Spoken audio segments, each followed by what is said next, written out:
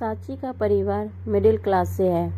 परिवार में माँ पिता हैं। साची के जीवन में तब जिम्मेदारी बढ़ जाती है जब एक दिन अचानक उसके पिता को पैरालिसिस आ जाता है।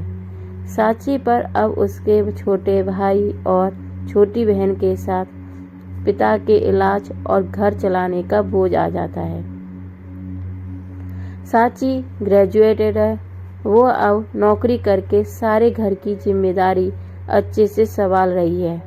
अब उसे अपनी फैमिली के अलावा कुछ दिखाई नहीं दे रहा है। पिता और माँ को साची पर गर्व है। साची ने इस दौरान कई अच्छे रिश्ते को मना कर दिया। इसमें से कुछ उनके रिश्तेदारों ने बताए थे। इसलिए रिश्तेदार अब साची से थोड़ा जलने लगे। साची को एक लड़का रचित कुछ दिनों से फॉलो कर रहा होता है। लड़के को साची अवॉइड करती है, लेकिन उस लड़के रचित का रिश्ता लेकर उसकी माँ उनके घर आ जाती है। वो लड़का अच्छी फैमिली और अच्छे पैसे वाले परिवार से था। साची को अब अपने माँ और पिता का बहुत ज़्यादा प्रेशर होता है। इस वजह से वो काफ़ी मना करने के बाद मान जाती है, लेकिन वो एक शर्त रखती है कि वो अपने घर को संभालेगी और नौकरी नहीं छोड़ेगी। लड़के की माँ यह मान जाती है। शादी होती है। शादी के लिए वो खुश है। शादी के पहले वो लड़के से मिलकर बात करना चाहती है, लेकिन लड़के की तरफ से कोई पहल नहीं होती, तो वो कुछ भी नहीं करती। जल्दी में शादी करवा दी जाती है। रचित शादी के दिन ही कई दिनों बाद उसे दिखाई दिया। बहुत नर्वस लग रहा था। वो जिससे पीछे पड़ा था, शादी उसी से हो रही है, लेकिन फिर भी उसके चेहरे पर खुशी नहीं है। साची को बात अजीब लगती है। उसको अंदेशा हो जाता है कि कुछ गड़बड़ है।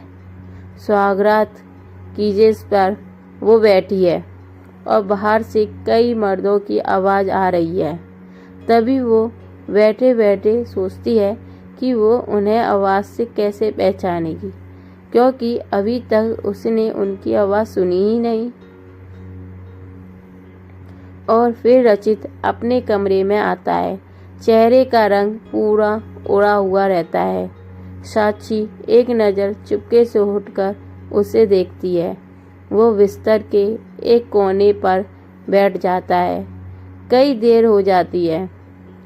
साची को अजीब लगता है, क्योंकि रचित ना कुछ बोलता है और ना ही उसके पास आता है।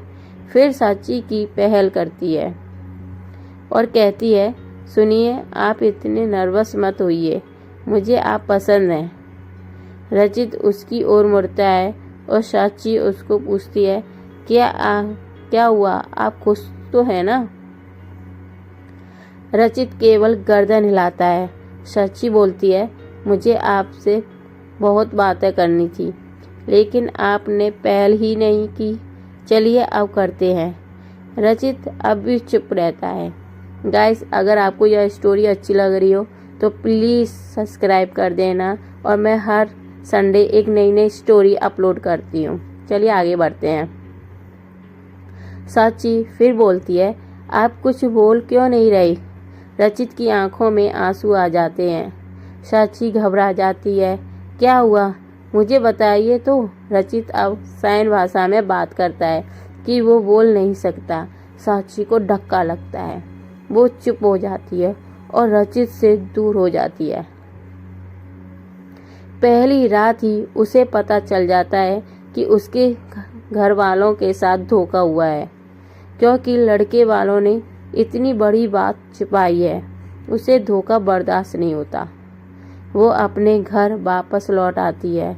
उसके परिवार को भी इस बात का पता नहीं होता। परिवार वाले भी यह सुनकर शॉक रहते हैं।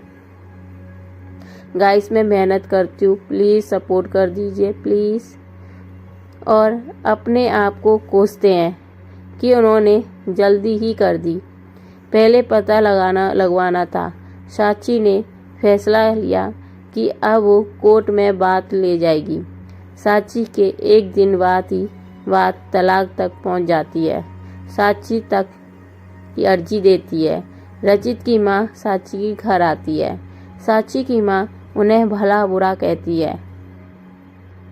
साची उन्हें रोकती है और वो पूछती है, आपको जरूरी नहीं लगा इतनी बड़ी बात हमें बताना? रचित की माँ नीचे मुँह कर और चुप रहकर सारी बात सुन रही है। रचित की माँ कहती है कि मैं माँ अपने बेटे का भला ही चाहती हूँ और उसके पिता भी नहीं है।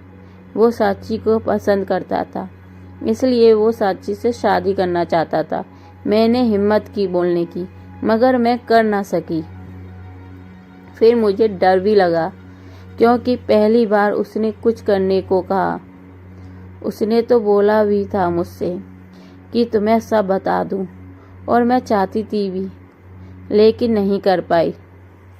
मैंने रचित को भी झूठ बोला कि तुम मान गई, लेकिन शादी के पहले उसे पता लग गया कि मैंने उसको झूठ बोला है।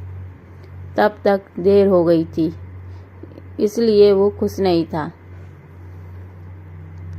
साची, शायद तुम मुझे समझ पाओ। साची अभी भी गुस्से में है। वो बोलती है कि मुझे रचित के ना बोलने से कोई प्रॉब्लम नहीं है। गुस्सा इस बात का है कि आपने धोखा दिया, झूठ बोला, और वो मुझे बर्दाश्त नहीं। तलाक की अर्जी के बाद रिश्तेदार तो साची और उसके परिवार की इस हालत पर खुश थे। वही तलाक में अभी कुछ महीने का समय है। साची अब अपने घर पर पहले की जीवन की तरह ही रहती है। वो जॉब पर जाती है और कुछ दिनों बाद फिर रचित उसे दिखाई देता है। दूर से ही बस अब वो साची को देखता है। साची के ऑफिस के बाहर वो लगातार आता है।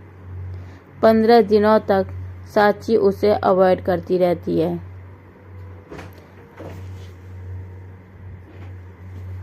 फिर एक दिन उसके पास जाकर बोलती है, अब यह सब करने से कुछ नहीं होगा, और मैं नहीं चाहती कि तुम कुछ नाटक करो, इसलिए यहाँ आना बंद कर दो, मुझे समझे?